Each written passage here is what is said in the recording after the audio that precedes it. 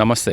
దేశానికి గ్రామాలు పట్టుకొమ్మలంటారు. అట్లాంటి పట్టుకొమ్మలైన గ్రామాల్లో సర్పంచ్ ఎన్నికల హడావిడి కొనసాగుతుంది.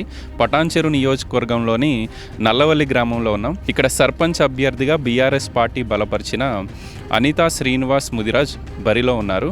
ఇంటింటి ప్రచారం చేస్తూ ఉన్నారు. గతంలో 2 సార్లు సర్పంచ్గా చేసిన అనుభవం ఉంది కాబట్టి ఈ నల్లవల్లికి ఏం చేయాలో మాకు తెలుసు అని చెప్పి వాళ్ళు ప్రచారం నిర్వహిస్తున్నారు. అనిత గారు మనతో ఉన్నారు, మాట్లాడిపోయింది. అమ్మ, ముందుగా నమస్తే. బాగా ప్రచారం సాగుతూ ఉంది, మహిళలు కూడా మీకు స్వాగతం పలుకుతూ ఉన్నారు.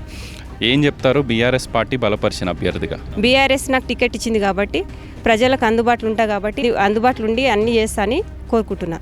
సో మీ నల్లవల్లి మహిళలు ఎంత యాక్టివ్గా ఉంటారో ఉద్యమ సమయంలో మేము కూడా చూసాము. వాళ్ళకి ఏమన్నా సమస్యలు ఉంటే ఒక మహిళగా మీ దగ్గరకు వచ్చి చెప్పుకునే పరిస్థితులు ఉంటాయి. అందరికీ అందుబాటులో ఉండబోతూ ఉన్నారు? అందరికి అందుబాటులో ఉంటాము, చేస్తాము కూడా.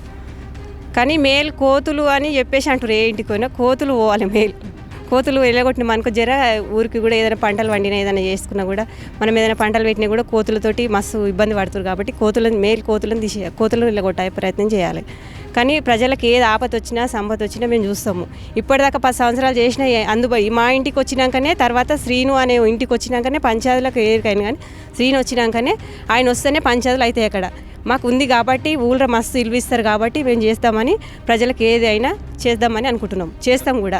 అక్కడక్కడ మోరీల సమస్య ఉందంటూ ఉన్నారు, కొంత రోడ్లు కూడా వేయాల్సిన అవసరం ఉంది అంటూ ఉన్నారు. ఇవి కొంచెం చిన్న సమస్యలే అయినా అవి తీర్చాల్సిన బాధ్యత మీ మీద ఉంది. తీరుస్తాం. అది మేము మా ప్రేడ్లోనే మోరీలు కానీ సిన్సిరోడ్లు కానీ మా ప్రేడ్లోనే జరిగిన 10 సంవత్సరాల కింద. ఇప్పుడు ఏ ఇంటికి పోయినా మాకు మోరీ కావాలి, రోడ్డు కావాలి అంటారు. ఆ పని ఏదో మేము చేస్తాము, నెరవేరుస్తాం కూడా, అది చేయగలుగుతాం కూడా. మేము ఎట్లా, మీ గుర్తు ఏంటండి? మీ గుర్తు చూపించండి ఒకసారి అందరికి. Football, volleyball. సో వార్డు మెంబర్లు కూడా ఉన్నారా అండి ఇక్కడ? వార్డు మెంబర్లు టీఆర్ఎస్ పార్టీ మిమ్మల్ని బలపరుస్తుంది. ఎట్లా ఉండబోతూ ఉంది ఈ గ్రామంలో? కష్టపడ్డ కార్యకర్తలకు కావచ్చు, ముందుగా పార్టీ అధిష్టానం, పటాన్చెరు నియోజకవర్గం ఉన్నటువంటి పార్టీ అధిష్టానం కష్టపడ్డ కార్యకర్తకు ప్రజలు నిత్యం ప్రజల్లో ఉండేటువంటి మంచి నాయకుడికి మాకు సర్పంచ్ అభ్యర్థిగా టికెట్ ఇచ్చినందుకు అధిష్టానానికి అందరికీ ముందుగా ధన్యవాదాలు తెలియజేస్తున్నాం. కష్టపడ్డ కార్యకర్తలు కావచ్చు, భవిష్యత్తులో యువతకు మంచి మార్గదర్శకంగా ఉన్నటువంటి యువతను గిట ప్రోత్సహించి ముందు వరుసలో నిలబెట్టడానికి గెలుపుకు శ్రాయశక్తుల కష్టపడి పనిచేస్తున్నటువంటి నియోజకవర్గ అధిష్టానం పెద్దలందరికీ కూడా ధన్యవాదాలు. బీఆర్ఎస్ పార్టీని గెలిపించుకోవాలి. గత 10 సంవత్సరాలకు తెలంగాణ రాష్ట్రం ఏర్పడిన తర్వాత ఏ విధంగా జరిగింది, కేవలం మన పటాన్చెరు కాన్స్టిట్యున్సీ చూసుకుందాము. పటాన్చెరు నియోజకవర్గంలో 10 సంవత్సరాలు తెలంగాణ రాష్ట్రం ఏర్పడిన తర్వాత జరిగిన అభివృద్ధి ఏ విధంగా ఉంది, కేవలం 2.5 సంవత్సరాలు, దాదాపుగా 2.5 సంవత్సరాలు ఈ కాంగ్రెస్ అవినీతి పాలన ఎలా ఉందో ప్రజలు గమనించుకోవాల్సిన అవసరం ఖచ్చితంగా ఉంది. మా నల్లవల్లి గ్రామంలో గత 5 సంవత్సరాల క్రితం సర్పంచ్ అయిన మరుక్షణం నుంచి యూజీడీ నిధుల ద్వారా అందర్ డ్రైనేజ్ కావచ్చు, సిఎస్ఆర్ ఫండ్ నుంచి సీసీ రోడ్లు కావచ్చు, దాదాపుగా 5 నుంచి 6 కోట్ల వరకు నిధులు విడుదల చేయించి ఈ గ్రామాన్ని అభివృద్ధి పథంలో నడిపించినటువంటి మాజీ సర్పంచుల పరంగా కావచ్చు, వార్డు మెంబర్ల పాలక వర్గం ద్వారా కావచ్చు చాలా అభివృద్ధి జరిగింది. అదే అభివృద్ధి పునరావృతం కావాలంటే మా మండల నాయకులు, మా గౌరవనీయులు ప్రభాకర్ రెడ్డి ఆధ్వర్యంలో, పటాన్చెరు నియోజకవర్గం నాయకుల ఆధ్వర్యంలో ముందు నడవాలంటే, మా గ్రామాభివృద్ధి ఇంకా పరుగు పెట్టాలంటే ఖచ్చితంగా మా బీఆర్ఎస్ బలపరిచిన అభ్యర్థితో పాటు 10 వార్డు మెంబర్లను భారీ మెజారిటీతో గెలిపించుకుంటామని మా ఊరు ప్రజలకు ముక్త కంఠంతో చెప్తా ఉన్నారు. చిన్న సమస్యలు ఉన్నాయి, వాస్తవమే, ఖచ్చితంగా నెరవేరుస్తాం. ఎక్కువ అంటే దాదాపుగా నల్లవెల్లి గ్రామంలో ఉన్నటువంటి పూర్తిగా వ్యవసాయదారులే, పంట పొలాలు పండించుకుంటాం, వాళ్ళ బ్రతుకుదేరువే వ్యవసాయం. ఈ కోతుల బెడద వల్ల చాలా ప్రాబ్లమ్స్ ఉన్నాయి. ఖచ్చితంగా మా అభ్యర్థిని గెలిపించండి. 100% ఈ గ్రామంలో కోతుల బెడద లేకుండా కరాఖండిగా చేపిస్తామని కూడా మేము వాగ్దానం చేస్తున్నాం. అది ఎంతైనా సరే, ఏ విధంగా అయినా సరే, ఫారెస్ట్ డిపార్ట్మెంట్ కావచ్చు, అధికారులం కావచ్చు, ఎవరి కాలైనా పట్టుకుంటాం. అందులో మేము కూడా రైతులమే, మా పంట పొలాలు కూడా ఖరాబ్ అవుతున్నాయి కాబట్టి ఖచ్చితంగా కోతుల బెడదను నా పక్కన తరిమి వేస్తామని కూడా మాట ఇస్తున్నాం. మీరు ఏ వార్డు నుంచి అండి? మీదేం గుర్తొచ్చింది? నాది 3వ వార్డు నుంచి పోటీ చేస్తున్నా. నాది గౌను గుర్తొచ్చింది. సో ఈ గుర్తులను కూడా జనాల్లోకి బాగా తీసుకెళ్లాల్సిన అవసరం ఉంది మీరు గెలవాలంటే ఏ అభ్యర్థి అయినా సరే. తప్పకుండా ప్రతి వార్డు అభ్యర్థి కావచ్చు ఖచ్చితంగా ప్రజల్లో గుండెల్లో దూసుకువెళ్ళేంత వాళ్ళు గుండెల్లో ముద్ర పడిపోయేంత వరకు కూడా మేము ఖచ్చితంగా కష్టపడతాం. మా అభ్యర్థిని గెలిపించుకుంటాం, మా వార్డు మెంబర్ని కూడా గెలిపించుకుంటాం. మనతో పాటు శ్రీను గారు ఉన్నారు. గతంలో సర్పంచ్గా పనిచేసిన అనుభవం ఉంది కాబట్టి ప్రజల్లో మీకు ఎంతో కొంత గుర్తింపు ఉంది. ఏంటి ఏం హామీ ఇవ్వదలుచుకున్నారు నల్లవల్లి ప్రజలకి? గతంలో మేము టీఆర్ఎస్ పార్టీ తరఫున 2001లో సర్పంచ్గా ఎన్నికైనాం. అప్పుడు చాలా సమస్యలు ఉండే ఊర్లో. నల్లవల్లి చౌరస్తా నుంచి చిన్నగొట్టిమిల చౌరస్తా వరకు రోడ్డు లేకుండే, మట్టి రోడే ఉండే. గతంలో మినిస్టర్ ఉండే గ్రామీణాభివృద్ధి శాఖ మంత్రి టైగర్ నరేంద్ర గారు దగ్గరికి పోయి మేము మా ప్రాంతానికి రోడ్డు కావాలి సార్, మా మొత్తం మార్మూల ప్రాంతం గ్రామీణ ప్రాంతం అని చెప్పేసి ఎన్నో వినతి పత్రాలు సమర్పించడం జరిగింది. దాన్ని దృష్టిలో పెట్టుకొని మన గ్రామీణాభివృద్ధి శాఖ మంత్రి రోడ్డు కూడా మంజూరు చేయడం జరిగింది. అప్పుడు సునీత లక్ష్మారెడ్డి గారు ఉండే, ఆమె కూడా సహాయ సహకారాలు మన గ్రామానికి చాలా అందించారు. మరి అప్పుడు మా గ్రామానికి సబ్స్టేషన్ లేకుండే, మా ప్రాంతానికి కరెంటు కొరత ఉండే, ఎక్కడ పోయినా కరెంటు సమస్యలు చాలా ఉండే. మాకు ఒక సబ్స్టేషన్ కావాలనే సంకల్పంతో సబ్స్టేషన్ ఏర్పాటు చేయడం జరిగింది మా పీరియడ్లోనే. మా స్కూల్ కూడా ఉండే, అప్పుడు ఏది 5th వరకు స్కూల్ ఉండే. ఆ స్కూల్ మాకు 10th వరకు చేయాలని చెప్పి ఒక సంకల్పం ఉండే. 10th క్లాస్ వరకు స్కూల్ బిల్డింగ్ రోటరీ క్లబ్ తరఫున స్కూల్ బిల్డింగ్ చేపేయడం జరిగింది. మన గవర్నమెంట్ కూడా చాలా కూడా వచ్చింది దానికి. మళ్ళీ ఇప్పుడు మేము ప్రజలు ఏం కోరుకుంటారంటే చేసేవాళ్ళు కావాలి, మాకు అనుభవం ఉన్న వాళ్ళు కావాలి. మీకు అనుభవం ఉంది, మీరు అందట్లో ప్రేమ అభిమానాలు ప్రజలలో మీ పట్ల ఉన్నాయి, మీరు చేస్తారు, ఏది ఆపద కానీ సంపద కానీ మీరు అన్నిటికీ నిలబడతారు కాబట్టి మీరే ఉంటే బాగుంటుందని చెప్పేసి ప్రజలు కోరుతూ ఉన్నారు. మేము చేస్తామని కూడా ప్రజలు నమ్ముతూ ఉన్నారు. ఏమన్నా చిన్న చిన్న పొరపాట్లు ఏవి చిన్న చిన్న గలీల కొంతనే ఒక 10% మిగిలిపోయింది. సీసీ రోడ్ కానీ అండర్గ్రౌండ్ డ్రైనేజ్ కానీ కొంచెం మిగిలిపోయినాయి. మేము రాగానే అవి కూడా తొందరనే చేపడతాం, చేపిస్తాం కూడా. మళ్ళీ ఈ కోతుల అభ్యర్థి కూడా ఉన్నది, కోతుల అభ్యర్థి కూడా మేము తాళించి ఏర్పాటు కూడా చేస్తామని చెప్పేసి ఫైనల్గా మేము చెప్తా ఉన్నాం. ఫైనల్గా యువకులు ఎవరైతే ఉన్నారో కొత్తగా ఓటు హక్కు పొందిన వాళ్ళు చాలామంది యువకులే కనిపిస్తూ ఉన్నారు. వాళ్ళకి ఏదన్నా ఉద్యోగ అవకాశాలు కావాలన్నా, ఏదన్నా పనుల్లో పెట్టించాలంటే ఈ చుట్టుపక్కల కంపెనీల్లో ఆ విషయంలో మీరు హెల్ప్ చేయాల్సిన అవసరం ఉంది ఎవరు గెలిచినా. 100% మా దగ్గర యువత అనేది చాలా ఉన్నది, చాలా యాక్టివ్గా పనిచేస్తారు. వాళ్ళకు మా మా పరిధిలో ఉన్న ఏవైనా ఇండస్ట్రీలు ఉంటే వాళ్ళకు ఖచ్చితంగా ఉద్యోగ అవకాశాలు కల్పించే ఏర్పాట్లు చేస్తామని చెప్పేసి మీ ముఖంగా మేము సభాముఖంగా మేము ఆవేయడం కూడా జరుగుతూ ఉన్నది. ఖచ్చితంగా చేస్తాం మేము. మా జనాలు ఏమంటున్నారు, జనాలు ఎట్లా రిసీవ్ చేసుకుంటూ ఉన్నారు, మిమ్మల్ని ఏం చెప్తున్నారు? మా జనాలంతా ఓకే అంటున్నారు. పాత పనులు చేసిన వాళ్ళందరూ చెయ్యాలి ఇదే పని, మన ఊరు ముందుకు సాగాలంటే మళ్ళీ పాత వాళ్ళమే కలిసి కట్టుగా పని చేయాలి, ఏ పని అయినా అరుచుకోవాలి అని మాట్లాడుతారు. సో ఎన్నికల ప్రచారంలో భాగంగా మాజీ ఎంపీటీసీ కొత్తపల్లి ప్రభాకర్ గారు కూడా ఇంటింటికి వెళ్తూ ఉన్నారు. తాము బలపరిచిన అభ్యర్థులకు ఒక అవకాశం ఇవ్వాలంటూ ఉన్నారు.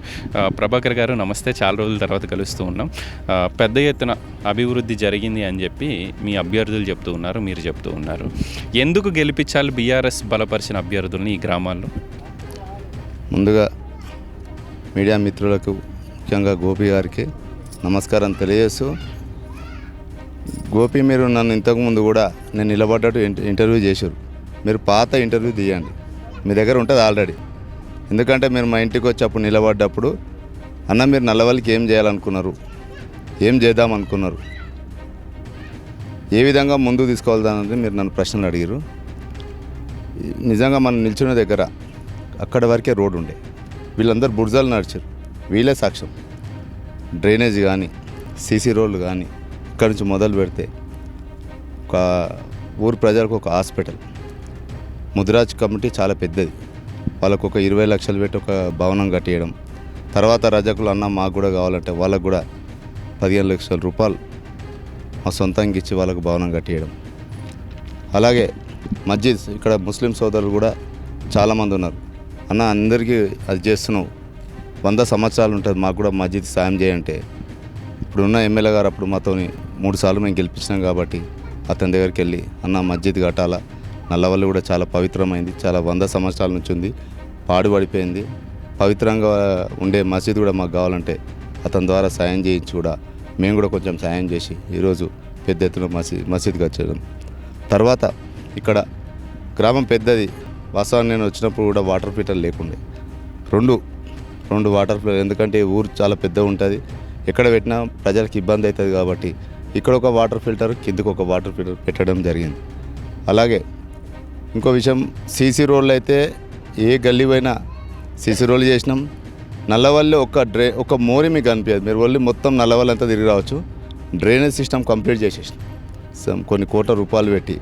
మాకు నిజంగా చెప్పాలంటే బాలానగర్ చాలా రాజకీయంగా నాకు చాలా అవకాశాలు ఇచ్చిండు.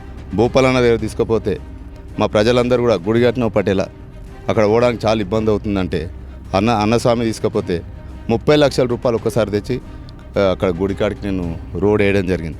ఎందుకంటే కిలోమీటర్ నుంచి మహిళలందరూ కూడా జాతర అయిపోయినాక బోనాలు తెస్తే చెప్పులు లేకుండా నడుస్తారు కాబట్టి చాలా ఇబ్బంది అవుతుంది. ఆ మాట నాకు చెప్పారు కాబట్టి అది కూడా వేయడం. అలాగే అక్కడ కరెంట్ కూడా లేదు, ఒక ఇంచుమించు 15-20 స్తంభాలు వేసి గుడికాడికి పోవాలని లైట్లు కూడా వేయడం జరిగింది.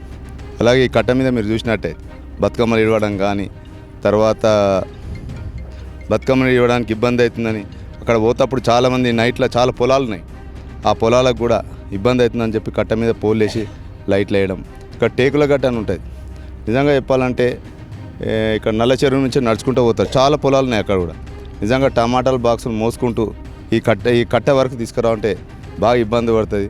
అన్న మాకు ఈ రోడ్ కావాలంటే కూడా తక్షణం కూడా గవర్నమెంట్కి సంబంధం లేకుండా ఎమ్మెల్యే గారితో కొట్లాడి 10 లక్షల రూపాయలు తెచ్చి ఆ రోడ్డు పోయిపోయడం జరిగింది.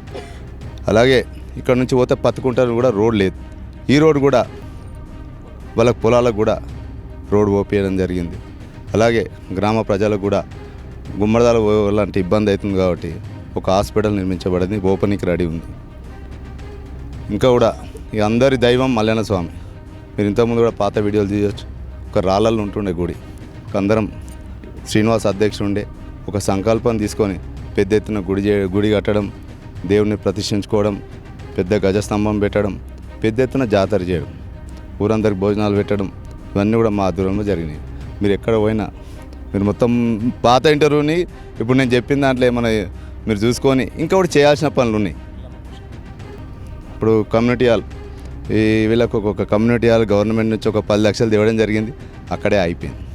వీళ్ళ కోరిక మేరకు ఎస్సీలకు మాదిగా కూడా ఒక పోచమ్మ టెంపుల్, ఎల్లమ్మ టెంపుల్ కూడా నా సొంత నిధులతో ఖర్చు పెట్టి కట్టించి ప్రతిష్ట చేసి జాతర కూడా చేయడం జరిగింది. ఇన్ని కార్యక్రమాలు చేస్తున్నాం కాబట్టి ఖచ్చితంగా ప్రతి కుటుంబంలో మాకు ఓటాడే హక్కు ఉంది. అలాగే ఎవరికి ఏమి ఇబ్బంది వచ్చినా హాస్పిటలైజేషన్ కానీ, ఎవరైనా మంచి పేదోళ్ళు పెళ్లి చేసుకుంటా కానీ, ఎవరైనా చనిపోతే ఇబ్బంది పడతా కానీ వాళ్ళకు కూడా సాయం చేయడం జరిగింది. అందుకే మా మహిళలందరినీ కోరుకునేది ఏంటంటే పనిచేసే వాళ్ళకే ఓటేయండి. చాలా మాట్లాడతారు, చాలా చెప్తారు, ఇప్పుడే చెప్తారు, ఈ 10 రోజులు చెప్తారు, తర్వాత పట్టించుకోవడం ఉండరు. 2 సంవత్సరాలు అవుతుంది గవర్నమెంట్ పోయి, కానీ ఎక్కడ వేసిన పుల్ల అక్కడనే ఉంది. ఎవరు కూడా ఇప్పుడు ఈ రోడ్డుని చూడండి, ఈ రోడ్ కూడా చేయలే. సిమెంట్ రోడ్ చాలా పెద్ద కష్టమేం కాదు. అట్నే ఇప్పుడు హాస్పిటల్ ఉంది, అక్కడ హాస్పిటల్ కూడా చేయాల్సినది, పశువుల హాస్పిటల్ కూడా కొంచెం ఇబ్బంది ఉంది, అది కూడా చేయాలా. డబుల్ రోడ్ ఒకటి మేము అన్నగారి సాయంతో R&Bలో పెట్టిన రోడ్ అది, ఆ రోడ్ కూడా డబుల్ రోడ్ చేయాలి. ఇంకా బాయిల దగ్గర రోడ్ వేసేది ఉంది. ఇక్కడ 9th వార్డులో ఒక వాటర్ ప్రాబ్లం ఉంది, అక్కడ ఒక వాటర్ ట్యాంక్ కూడా ఒక కంపెనీతో మాట్లాడుతున్నాం. ఇవన్నీ చేసినా ఉంటాయి కాబట్టి. అలాగే శ్రీనివాస్ విషయానికి, అనిత విషయానికి వస్తే గత 2 సార్లు చేసిన అనుభవం ఉంది ఆమెకి. ప్రజలతో మమేకమైతే అందరితో మంచిగా ఉంటుంది. అలాగే శ్రీనివాసుని తీసుకుంటే ఇప్పటికైనా పోయి 10 సంవత్సరాలు అయినా కూడా చిన్న పంచాయతీ అయినా ఏ ప్రాబ్లం వచ్చినా కూడా వాళ్ళు ఖచ్చితంగా 10 ఉన్నా లేకున్నా ఖచ్చితంగా నిలబడతాడు. 2 సార్లు చేసిరని చాలా మాట్లాడుతారు. ఈవెన్ చెప్పాలంటే వాళ్ళ ఇల్లు పోయి మీరు రికార్డ్ చేసుకోండి, వాళ్ళ ఇల్లు చూడండి, వాళ్ళ ఇంట్లో కరెంట్ ఫిట్టింగ్ కూడా లేదు. నిజాయితీగా పనిచేసే శ్రీనివాస్ని ఖచ్చితంగా గెలిపించాలి, ప్రజలకు అందుబాటులో ఉండాలి. నేను శ్రీనివాసుని కోరుకున్నది కూడా అంతే. మనకు ఉందా లేదా పక్కపెట్టు, ప్రజాక్షేత్రంలో ప్రజల మధ్యలో ఉన్నట్టయితే కొందరు డబ్బుకు పేరు వస్తుంది, కొందరు సేవ చేస్తే పేరు వస్తుంది. అందులో 2వ కోణంలో నువ్వు ఉంటావు కాబట్టి ఖచ్చితంగా ఊరికి నిలబడి సేవ చేయమని నువ్వు ఉండా అంటే కూడా 4 రోజులు నేను బతలాడి తీసుకొచ్చి ప్రజలందరూ కూడా ఎవరిని అడిగినా ఆయనకు అనుభవం ఉంది, ప్రతిదానికి వస్తాడు, ప్రతిదానికి నిలబడతాడు, ఖచ్చితంగా వస్తాడు, తమ్ముడు వస్తాడు, మీ తమ్మునే నిలబెట్టమని నేను కొంతమందిని అడుగుతా కూడా ఈయన పేరు చెప్పారు కాబట్టి అనితా శ్రీనివాస్ని బలపరిచినాం. కావున గ్రామ ప్రజలందరూ కూడా అత్యధిక మెజార్టీతో ఓట్లు వేసి గెలిపించారని కోరుకుంటూ సెలవు. చివరిగా మీరు మండల పార్టీ అధ్యక్షులుగా ఉన్నారు, ఇప్పుడు ఇన్ఛార్జిగా ఈ 8 గ్రామాల బాధ్యతలు చూస్తూ ఉన్నారు కాబట్టి ఎన్ని గెలవబోతూ ఉంది బీఆర్ఎస్ పార్టీ బలపరిచిన అభ్యర్థులు, ఎన్ని గ్రామాల్లో సర్పంచ్లు కాబోతూ ఉన్నారు? ఇప్పుడు ప్రభుత్వాల విషయానికి వస్తే మేము బీఆర్ఎస్ పార్టీలో గత 2 సార్లు కూడా ప్రభుత్వంలో ఉండి కూడా అన్ని విలేజ్ గ్రామాల్లో కూడా సర్పంచులం, ఎంపీటీస్లం ఒక తపన ఉండే, ఒక సంకల్పం ఉండే. మేము ప్రతిపక్షంలో పార్టీలు ఉండి కూడా ఉన్నాక ప్రజలు ఇబ్బంది పడుతున్నారు, ఏం చేయాలి. గత 10 ఏళ్ల కింద గ్రామాలు చూసుకుంటే ఇప్పుడు గ్రామాలు చూసుకుంటే కేసీఆర్ ప్రభుత్వంలో చాలా అభివృద్ధి జరిగింది. నేనే ఈ 3 గ్రామాలకు దాదాపు 8 నుంచి 9 కోట్ల రూపాయలు తెచ్చి డెవలప్మెంట్ చేయడం. ఎందుకంటే కొత్తపల్లి, ఇక్కడ లక్ష్మాపూర్, అక్కడ నాయిరెడ్డి కూడా మీరందరూ కూడా ఎంక్వైరీ చేసుకోవచ్చు. చక్కగా రోడ్లు వేసి ఊరుని డెవలప్ చేసినాం, డ్రైనేజ్ సిస్టమ్ చేసినాం. అలాగే కేసీఆర్ గారు సంక్షేమ పథకాలు 200 పింఛను 2000 చేయడం, అలాగే కళ్యాణ్ లక్ష్మి షాదీ ముబారక్ 1,00,000 రూపాయలు ఇవ్వడం, కేసీఆర్ కిట్ ఇవ్వడం, అమ్మాయి ఉడితే 13,000 ఇవ్వడం, అబ్బాయి ఉడితే 12,000 ఇవ్వడం, వాళ్ళను ఇంటికి తీసుకొచ్చి దించిపోవడం, ఇలాంటి ఎన్నో సంక్షేమ పథకాలు బాగా జరిగినాయి.